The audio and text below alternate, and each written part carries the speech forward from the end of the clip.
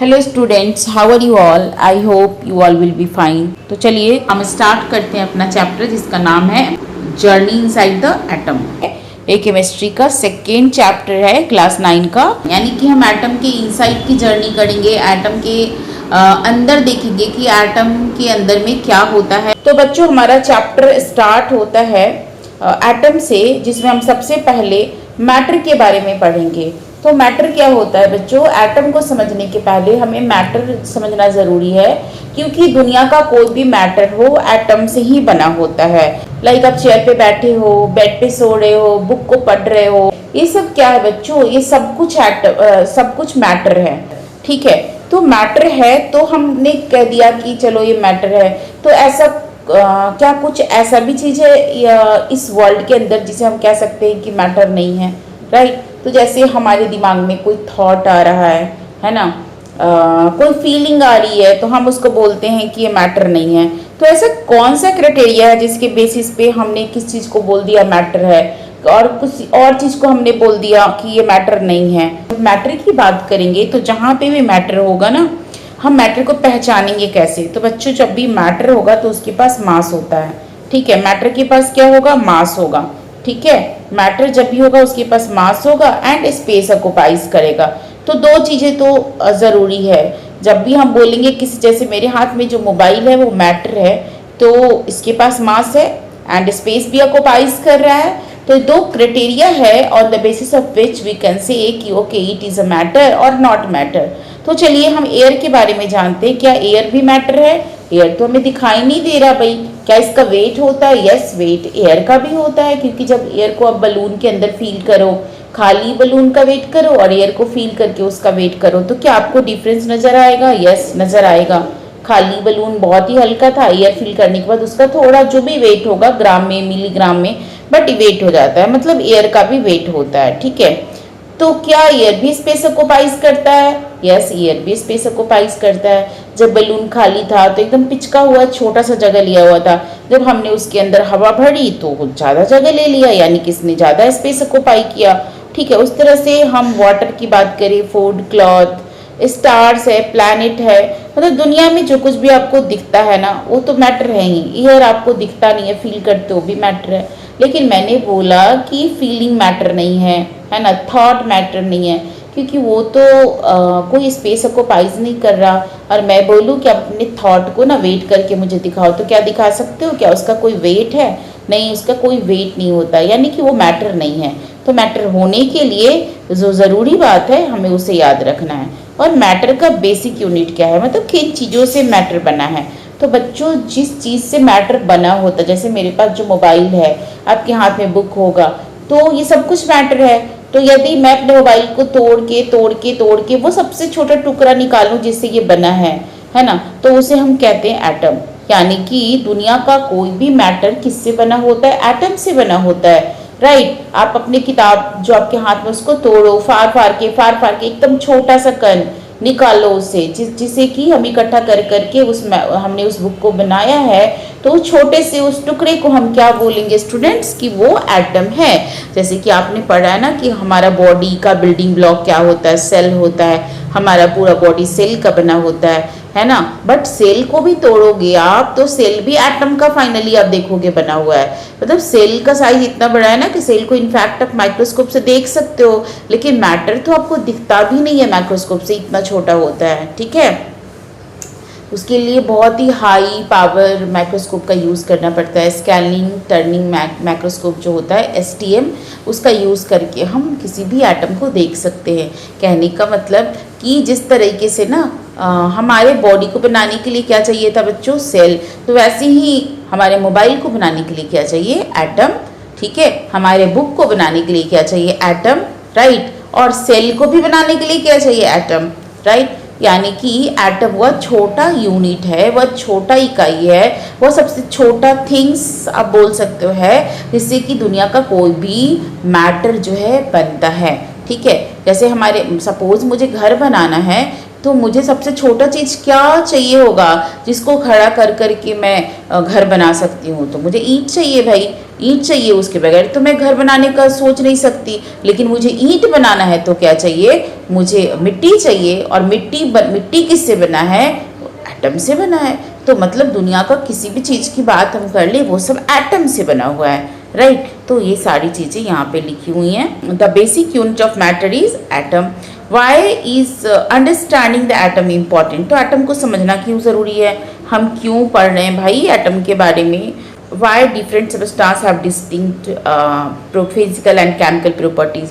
क्योंकि जब हम एटम को समझेंगे तो हमें पता चलेगा कि अलग अलग सबस्टांस की फिजिकल और केमिकल प्रॉपर्टीज़ अलग क्यों होती है। केमिकल रिएक्शन जो है वो क्यों अकर होता है? केमिकल रिएक्शन यानी कि जब कोई भी सबस्टांस अपने आप को चेंज करके एक नया सबस्टांस बना लेता है। जैसे मैंने कागज़ को बर्न किया और उसके बाद वो किस में कन्वर्ट हो गया? कन्वर्टेड इनटू एश। ब्लैक कलर का राख मिला, कोयला को जला दिया हमने तो उससे भी ऐश मिल गया। तो ये भी एक तरह का केमिकल रिएक्शन है। तो ये केमिकल रिएक्शन का रीज़न क्या होता है? कौन सा ऐसा चीज़ है जो इन केमिकल रिएक्शन में चेंज होता है या पार्टिसिपेट करता है, या फिर कोई भी सबस्टांस है उसका फिजिकल और केमिकल प्रॉपर्टीज अलग क्यों होती हैं? तो इन सबको समझने के लिए हमें एटम को समझना पड़ेगा। तो चलो हम एटम को देखते हैं। एक विजुअल आइडिया है हमारे पास जिससे हम एटम को देख सकते हैं, है ना। Imagine a diagram showing in a water drop being zoomed into rebel individual water molecule. देखो आपके पास ना ये वाटर मॉलिक्यूल्स का मैंने एक डायग्राम दिया है, ठीक है। अब इस डायग्राम को जूम करो जूम करो जूम करो और आप ये देखोगे, जूम इन करते जाओगे तो आपको इस तरह का स्ट्रक्चर दिखेगा, है ना। फिर यहाँ से एक को निकाल के हमने देखा तो हमें ऐसा दिखा, फिर उसको भी हमने निकाल के और जूम किया तो हमें ऐसा दिखा, है ना। इंडिविजुअल यानी कि जो एक ड्रॉप ऑफ वाटर था मेरे पास, मैंने उसके एक एटम को निकाला, है ना, कि ये ड्रॉप ऑफ वाटर किससे बना है। तो हमें पता चलता है कि ड्रॉप ऑफ वाटर हाइड्रोजन और ऑक्सीजन से मिलके बना है। तो हाइड्रोजन एक एटम है, ऑक्सीजन एक एटम है, तो इनसे मिलके क्या बना है बच्चों? ये ड्रॉप ऑफ वाटर बना है, ठीक है। तो आप देखो ऑक्सीजन एंड हाइड्रोजन एटम। तो अब हम देखेंगे इस हाइड्रोजन एंड ऑक्सीजन एटम को ये दिखता कैसा है। तो देखो इस तरह से दिखता है, यानी एक ऑक्सीजन एटम, एक हाइड्रोजन एटम, दूसरा हाइड्रोजन एटम। तो ये सारे ऑक्सीजन के एटम हाइड्रोजन के एटम ज्वाइन करके एक एटम मतलब एक मॉलिक्यूल्स ऑफ वाटर बनाते हैं, ठीक है। कई एटम जैसे ऑक्सीजन का एटम जुड़ के हाइड्रोजन के एटम से और दूसरे हाइड्रोजन के एटम से एक मॉलिक्यूल ऑफ वाटर बनता है। और ऐसे कई मॉलिक्यूल्स जुड़ते हैं वाटर के तो क्या बनता है? अ ड्रॉप ऑफ वाटर बनता है, ठीक है। तो जो अब एक बूंद पानी जो है ना, एक बूंद पानी के अंदर कितने सारे मॉलिक्यूल्स ऑफ एटम होंगे वो भी निकालना उन चीज़ों को भी हम आगे देखेंगे, ठीक है। अब हम कुछ देखेंगे, हम हिस्ट्री की बात करेंगे कि historical development of atomic theory. मतलब साइंटिस्ट को ना इन चीज़ों को समझने में बहुत टाइम लगा। कौन कौन सी हिस्टोरिकल इवेंट थी, कौन कौन सी हिस्टोरिकल बातें थी जो इन चीज़ों को समझाता है। The concept of atom is not new, philosopher have debated it for thousand of year, transitioning from philosophical thought to rigorous science. यानी कि इसे समझने में थाउजेंड ऑफ ईयर लग गया। लोगों के मन में ख्याल आते थे कि भाई दुनिया की ये चीज़ें जो है ना वो किससे बनती है, और इसको समझते समझते बहुत सारे फिलोसफिकल थियोरी दिया उन्होंने, बहुत सारे साइंटिफिक थियोरी दिया, बहुत सारी बातें हुई, ठीक है। बहुत सारे साइंटिस्ट, पहले तो हमारे यहाँ ना एंशियंट टाइम में क्या होता था ना बच्चों कि उस समय हमारे मतलब कि इतना साइंस डेवलप तो था नहीं, साइंटिस्ट तो हुआ नहीं करते थे। तो जो ऋषि महात्मा जो होते थे वही लोग जो भी वेद पुराण वगैरह पढ़ते थे उनसे जो कॉन्सेप्ट बनता था उसी के आधार पे वो उन चीज़ों को व्याख्या करते थे या जो कुछ भी था वो बताते हैं। वैसे भी हमारे इंडिया का जो वेद पुराण भी बहुत रिच था, तो बहुत सारी साइंटिफिक चीज़ें, बहुत सारा ज्ञान उसके अंदर, मतलब ज्ञान का भंडार था। तो लोग वहाँ से पढ़ के चीज़ों को समझने की कोशिश करते थे। तो सबसे पहले हमारे इंडियन जो एक महर्षि थे कनड, ठीक है, हमारे महर्षि थे कनड, उन्होंने एक हाइपोथेसिस दिया क्या हाइपोथेसिस था उनका कि जो दुनिया की कोई भी चीजें हैं, propose that if you keep dividing matter we will eventually reach a smallest particle that can not be divided further. उन्होंने बोला कि दुनिया की किसी भी मैटर को ले लो और उसको आप डिवाइड करना शुरू करो। जैसे मेरे पास कोई ईंट का टुकड़ा है, मैं उसको घिसना शुरू करूं, उसको तोड़ना शुरू करूं, तोड़ के मैं सबसे जो छोटा चीज मुझे मिलेगा जिसको और तोड़ नहीं सकते, सबसे छोटा चीज जो मुझे मिलेगा उसी को हम एटम बोलेंगे। ठीक है, he turn this smallest individual particle as अणु, और हिंदी में उन्होंने उसे क्या बोला, अणु, और जो है अणु या फिर परमाणु बोला। ठीक है, अणु या परमाणु बोला कि अणु को और भी तोड़ोगे तो क्या मिलेगा, परमाणु मिलेगा, smallest particle, and the next level smaller परमाणु, अणु से भी ज्यादा छोटा परमाणु होता है। He believe these particles combine in a various way to create different substance, और उनका ये मानना था कि यही अणु या परमाणु जो है अलग अलग तरीकों से कंबाइन कर करके एक दूसरे के साथ जुड़ के अलग अलग चीजों को बनाते हैं। जैसे मैटर हमारे पास देखो, हमने डिवाइड कर करके इसको स्मॉल और स्मॉल तोड़ा और फिर फाइनली हमें एक अणु मिल गया। और उनका मानना था कि यही अणु जो है अलग अलग चीजों के साथ, जैसे मैंने इसका एक अणु ले लिया, यहाँ से मैंने एक अणु लिया, दूसरे मैटर को तोड़ा उसका अणु ले लिया और दोनों को मिलाया तो हमें कुछ एक नया चीज मिला। फिर मेरे पास कोई तीसरा है, उसके साथ इसको मिलाया तो कोई एक नया चीज मिला। तो इस तरह से हम हर जो भी सब्सटेंस, जो भी नई चीजें बनाते हैं तो ये अणु को कंबाइन कर करके डिफरेंट सब्सटेंस को बनाते हैं। उसी समय हमारे ग्रीक में भी लोग परेशान थे भाई इस एटम को जानने के लिए, है ना। तो वहाँ पे एक साइंटिस्ट थे डेमोक्रेटस। ठीक है, डेमोक्रेटस ने एक आइडिया दिया around the same time. The Greek philosopher थे वो, है ना, साइंटिस्ट नहीं, वो फिलोसफर थे। Democritus proposed a similar concept. उन्होंने भी बोला कि एटम्स, एक टर्म कॉइन किया था उन्होंने, एटोमस। एटोमस का मतलब होता है अल्टीमेट पार्टिकल्स। एटोमस का मतलब होता है अल्टीमेट पार्टिकल, जिसके और टुकड़े नहीं किए जा सकते। इसका मतलब होता है इनडिविजिबल, है ना, ग्रीक के अंदर। While this ancient idea was revolutionary, they were based solely on philosophical speculation. They completely lacked experimental evidence. ये आइडिया तो लोगों ने दिया, ग्रीक में भी मिला, इंडिया में भी मिला, लेकिन ये इसके पीछे जो बस खाली थियोरी था, फिलॉसफी था, कोई भी जो है ना साइंटिफिक एक्सपेरिमेंटल एविडेंस नहीं था।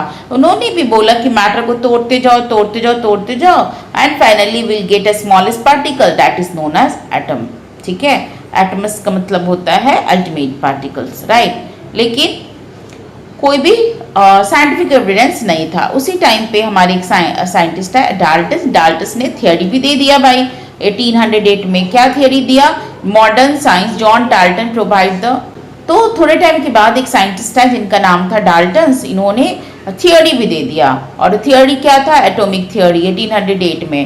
John Dalton provided the first systematic scientific theory based on experimental observation and the law of chemical combination.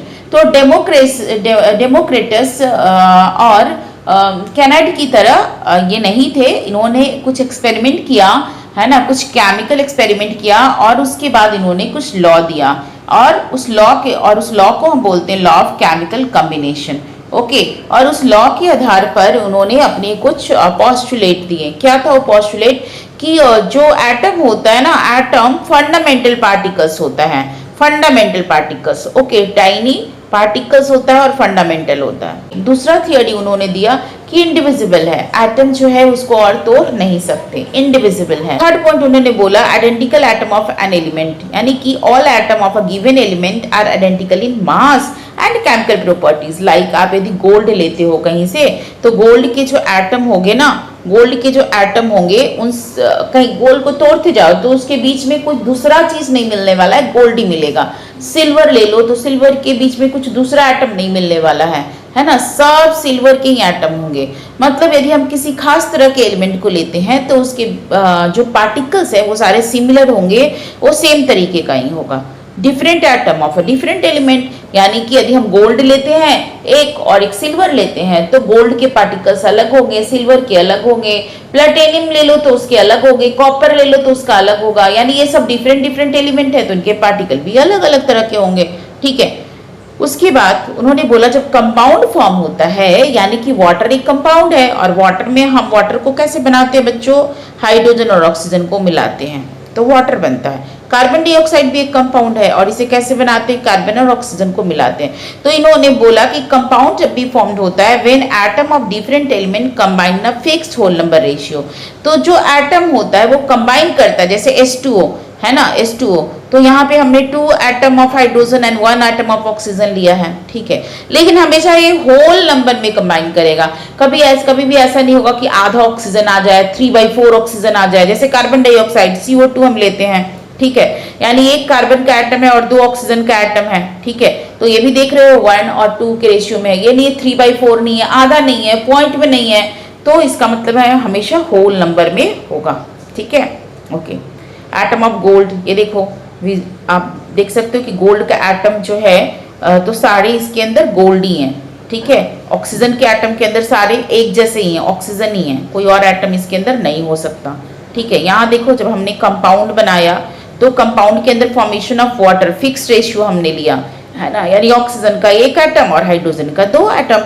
पानी कहीं से भी लोगे आप तो ये रेशियो हमेशा फिक्स होगा, 1 atom of oxygen and 2 atom of hydrogen, ये रेशियो कभी भी चेंज नहीं होता है। Water is formed by the combination of 1 atom of oxygen and 2 atom of hydrogen. तो ये रेशियो, इसको हम बोलते हैं लॉ ऑफ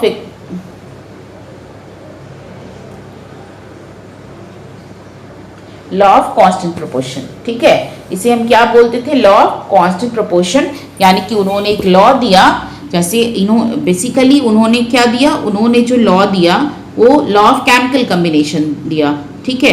तो ये law of chemical combination basically 3 तरह के लॉ से मिलके बना था। एक था लॉ ऑफ कांस्टेंट प्रोपोर्शन, और एक था लॉ ऑफ मल्टीपल प्रोपोर्शन, और एक law of conservation of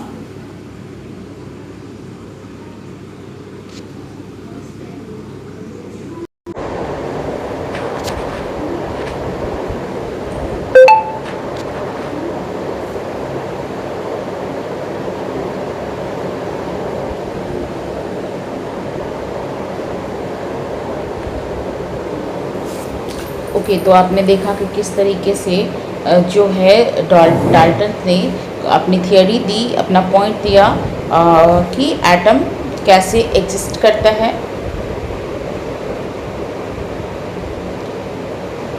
okay, तो जो लास्ट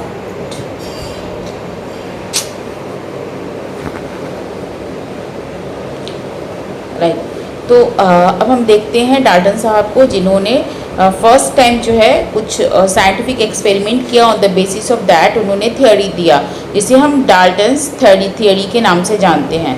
तो उन्होंने बोला कि एटम जो है वो फंडामेंटल पार्टिकल्स है, यानी कि all matter is composed of atom. जो टाइनी एटम होता है, जो स्मॉलेस्ट एटम होता है, उसी से दुनिया का कोई भी मैटर बनता है, इसीलिए जो एटम है वो फंडामेंटल पार्टिकल्स है, ठीक है। दूसरा उन्होंने कहा कि जो एटम है वो इंडिविजिबल होता है, यानी कि एटम को और आप डिवाइड नहीं कर सकते हो, सबसे छोटा पार्टिकल्स है। एंड उन्होंने साथ में ये भी कहा कि जो कोई भी एक एलिमेंट को यदि हम ले लेते हैं तो उस एलिमेंट के सारे एटम जो है वो आइडेंटिकल होगा। All atom of a given element are identical in mass and chemical properties, okay. जैसे कि आप देख रहे हो यहाँ पर, आप यहाँ देख सकते हो कि यहाँ पे हमने गोल्ड लिया है, तो गोल्ड के सारे एटम आइडेंटिकल हैं, इनके मास भी, कोई भी एटम, सपोज आप इस एटम को उठाओ, इसको लो, कोई भी एटम को रैंडमली आप कहीं से गोल्ड के एलिमेंट से उठा लो तो मास भी सारे एटम के आइडेंटिकल होंगे, प्रॉपर्टीज भी आइडेंटिकल होंगे।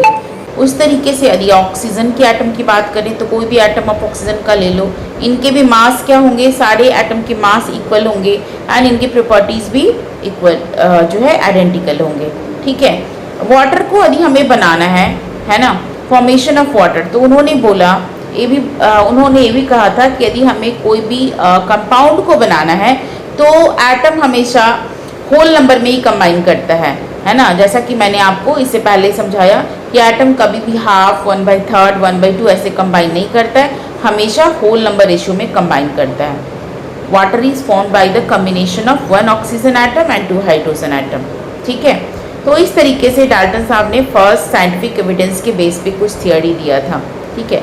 Limitation of Dalton theory. तो हम देखते हैं कि इनकी भी थियरी की कुछ लिमिटेशन है, यानी इनकी थियरी 100% हर चीज़ के लिए जो है करेक्ट नहीं है। तो क्या लिमिटेशन है?